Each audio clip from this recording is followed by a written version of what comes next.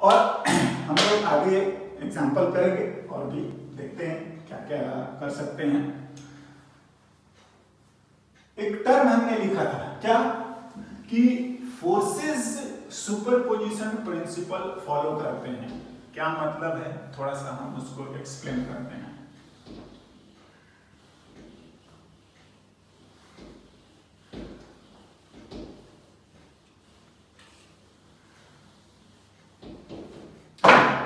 और मैं लिखता हूं superposition principle.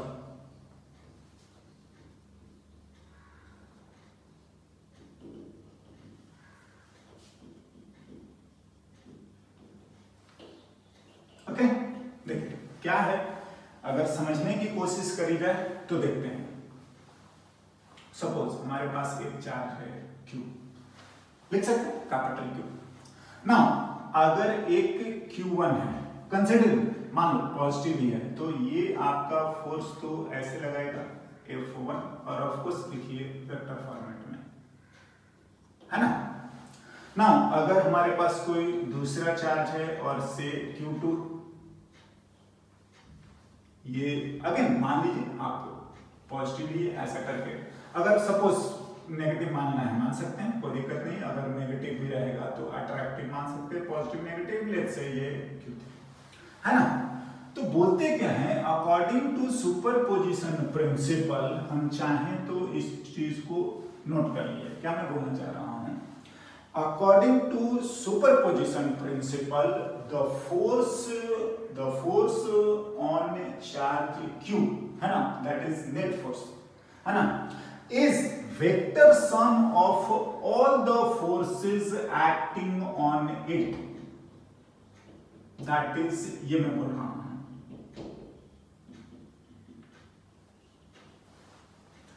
Net force on Q, है ना।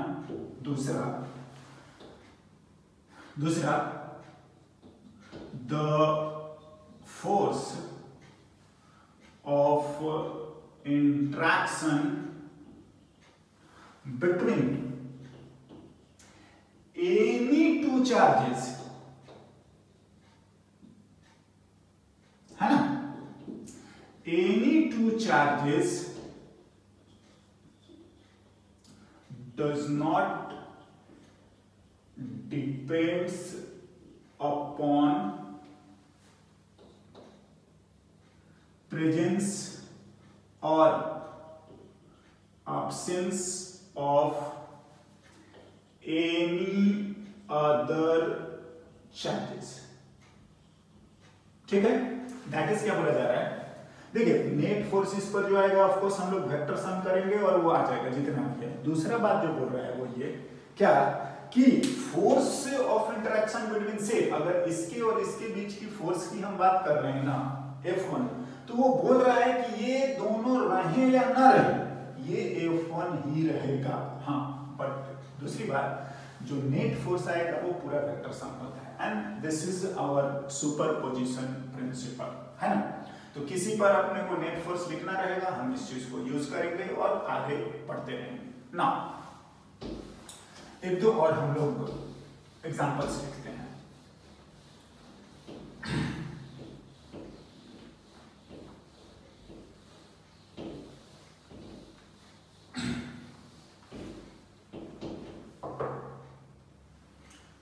Okay, now one more.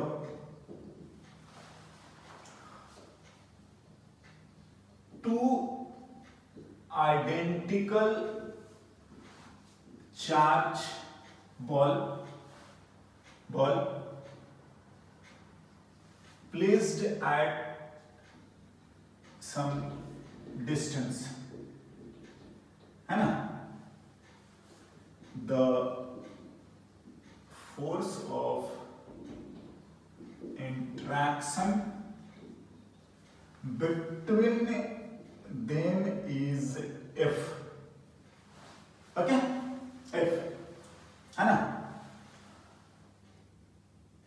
Now a third identical neutral ball touches with one of the charge ball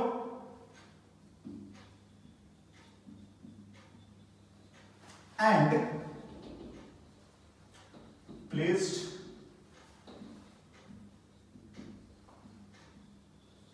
midway between them. Okay? Then है ना, find the force on it. Right, देखिए क्या बोला गया है, क्या हमसे पूछा जा रहा है, देखते हैं. ओके, सॉल्यूशन लिखते हैं. देखिए मैं थोड़ा सा एलिब्रेट करता हूं. क्या है,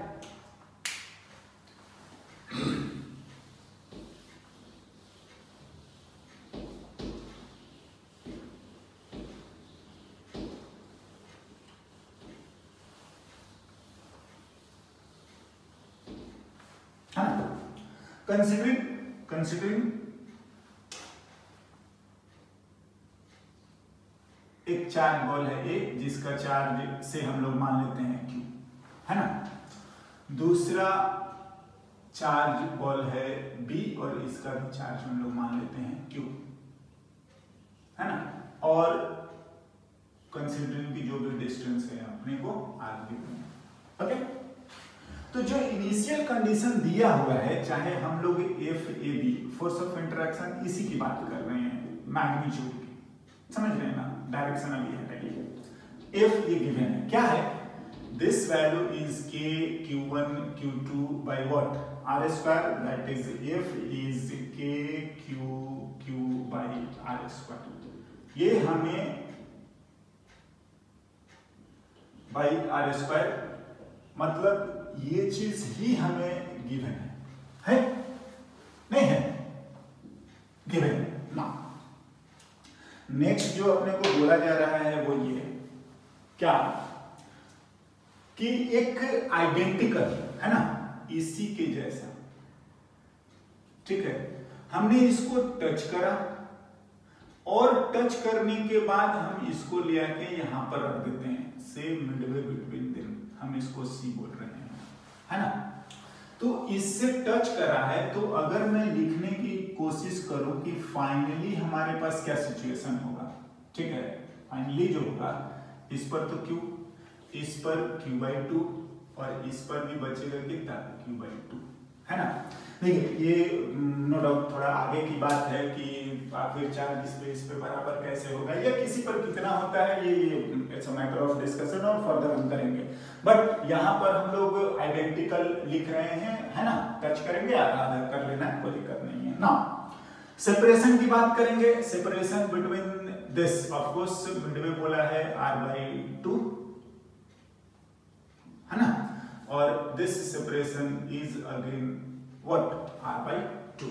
ना थोड़ा ध्यान दीजिए, अगर मैं लिखता हूं कि फोर्स ऑन सी, हमें यही बताना है, फोर्स सी पर, तो एक फोर्स अप्लाई कर रहा है ए, लिखिए F on C due to A, एक तो इधर, दूसरा पी वाला सेम नेचर का है, रिपल्सिव, और इधर F on C due to what, B.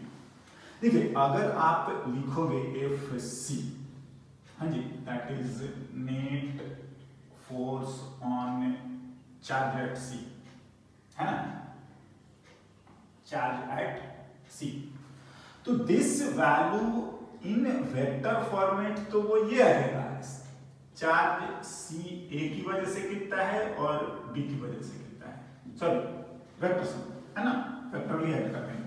But ये बहुत सिंपल है, या हम बोले कि दो ही चार्ज है ना, ठीक है ना, तो ज्यादा मत करिए, देख के भी समझ में आ रहा है, या ऐसे भी डायरेक्शनली भी लिखिएगा तो भी हो जाएगा. मैं ये बोलना चाह रहा हूं कि एफ सी को देख के लिख लीजिए, क्या, F C A minus F C B, magnitude, है ना. ना बात ऐसा है से इसको हम लोग 1 मानते हैं।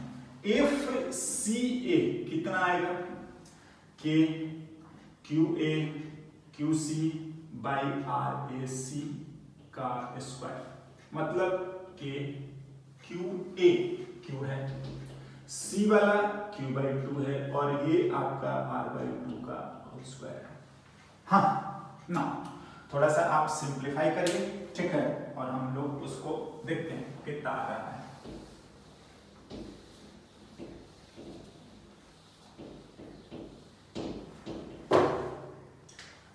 F C A K Q square by 2 R square by 4 cancel, 2 बचेगा, इसको ऊपर ले जाइए, that is 2 K Q square by R square.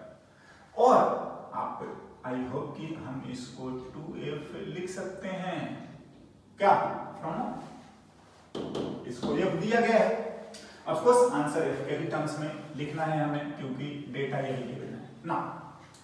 And F C B, F C से बी के बीच का देखते हैं।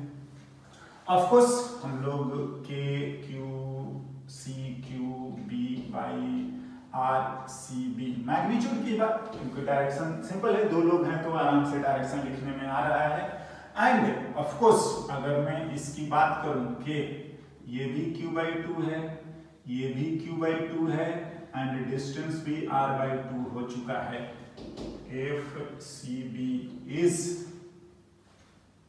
के Q square by 4 into R square by 4 cancel, K Q square by R square which is F. Now say इसको अगर अपन 2 माने, इसको अपन 3 माने, है ना, तो दिस इंप्लाइज कि एफ सी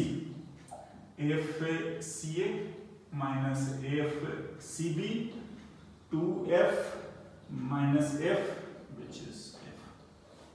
मतलब ऐसा करने से जो बीच वाले सी पर जो फोर्स आ रहा है वो भी आपका पहले वाले के बराबर ही आ रहा है, दैट इज व्हाट एफ, है ना। ना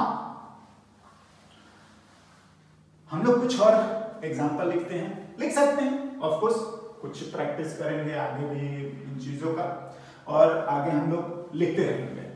1-2 और मैं एग्जांपल लिखता हूं।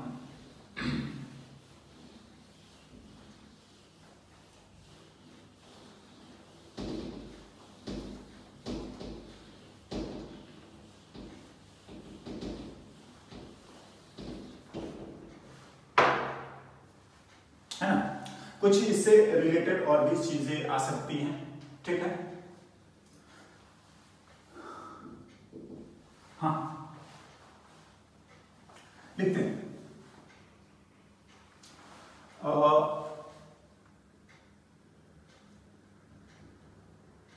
Point charge capital Q is fixed at the center of a circle। हाँ जी,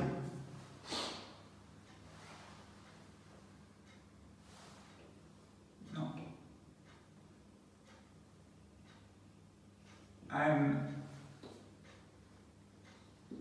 another charge minus Q and mass M। हाँ, is circulating in circle of radius से हम लोग लिख लेते हैं कैपिटल R या स्मॉल r, चलिए रेडियस स्मॉल r। हाँ, ड्यू टू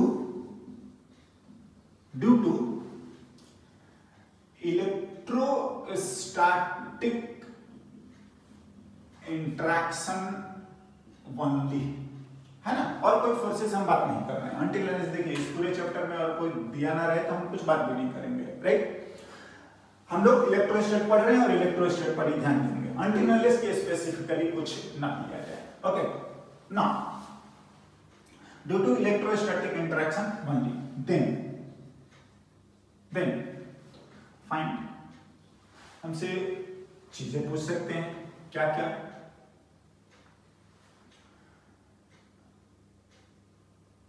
टाइम पीरियड,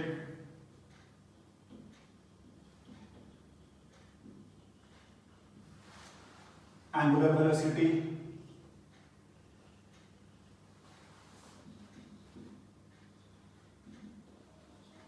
है ना. ना देखते हैं. देखिए एक तो बोल रहे हैं कि ये अगर हम लोग सर्कल माने यहां पर एक चार्ज क्यूब फिक्स्ड है, ये बताया जा रहा है कि ये फिक्स्ड है.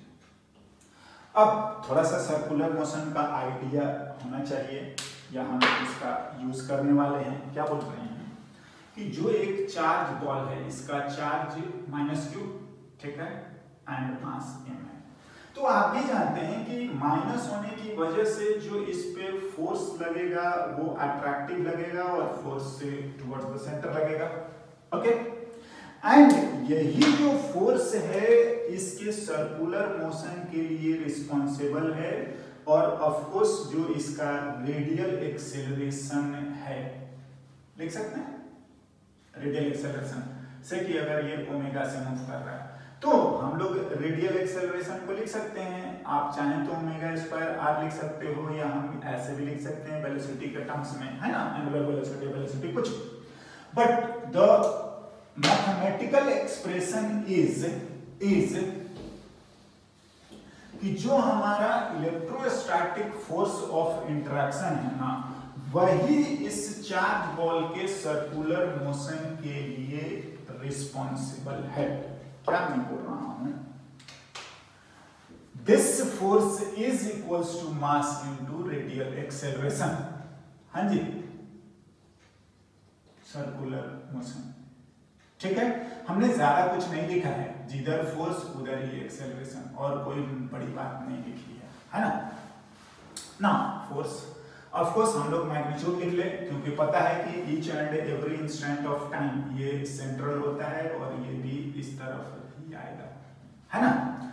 तो लिखे रेडियस भी गिवन है अपने को सर्कल का and this radius is r. लिख लेते हैं, कोई दिक्कत नहीं. Force is k q1 q2 by r square. Of course हम लोग केवल मैग्नीट्यूड की बात कर रहे हैं तो आप इसको भूल ही जाइए, मतलब q, और ऑफ कोर्स हम लोग इसको -q ना लिख के ये इसका मैग्नीट्यूड लिखिए पाई r स्क्वायर, और इसी को आप लिख दीजिए m omega square into r.